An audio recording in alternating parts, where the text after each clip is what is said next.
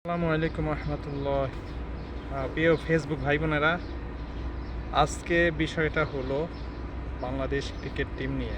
কারণ এক সময় আমরা ক্রিকেট খেলতাম। এখন যাই হোক, ক্রিকেট টিমে যাই হয়েছে, আমার মনে হয় যে একটু একটা নাম যদি অ্যাড করা হইতো ক্রিকেট টিমকে, ঠিক আছে, তাহলে মনে হয় ক্রিকেট টিমটা অনেক শক্তিশালী হইতো। 2020 বিশ্বকাপের জন্য স্কোয়ার গতকালকে দেখছি, আমরা ঘোষণা করছি ওনারা, ঠিক আছে। আমার মনে হয় ক্রিকেট বোর্ডের মহোদয় যারা আছেন তারা একটু যদি নজর দৃষ্টি দেন। আপনারা একটা জিনিস ভুল করছেন।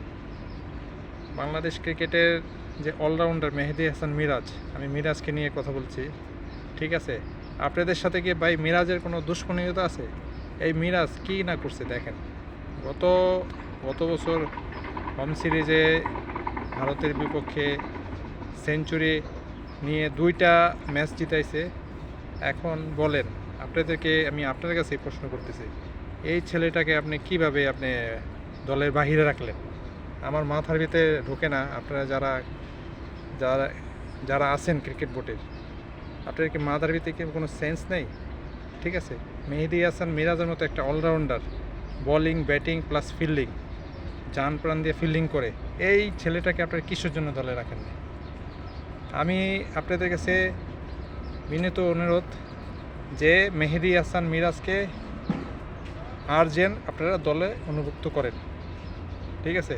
আপনারা সমস্যাকে দেন, সমস্যাকে অনেক অপরচুনিটি দিচ্ছেন, ঠিক আছে। সমস্যাকে অনেক অপরচুনিটি, সমস্যাকে নামটা হাঁটাই দিয়ে আপনি মেহেদী হাসান মিরাজকে আপনি দলে অন্তর্ভুক্ত করেন, ঠিক আছে। এর জন্য আমরা একসময় ক্রিকেট খেলতাম, আমরা পাড়ার ক্রিকেট খেলতাম। আমরা ক্রিকেট সম্বন্ধে আপনাদের থেকেও সমান না বুঝলে আমরা কিন্তু কম বুঝি না, বুঝছেন। তা আমি বাংলাদেশ ক্রিকেট বোর্ডের কাছে রিকোয়েস্ট করব, এই এই নামটা আপনারা যাই হোক নাহলে আরেকজন আপনারা স্টাম্প বাই করেন, ঠিক আছে।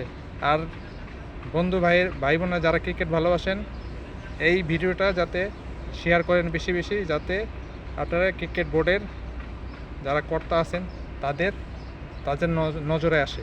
কমেন্ট করেন, বেশি বেশি শেয়ার করেন। ধন্যবাদ।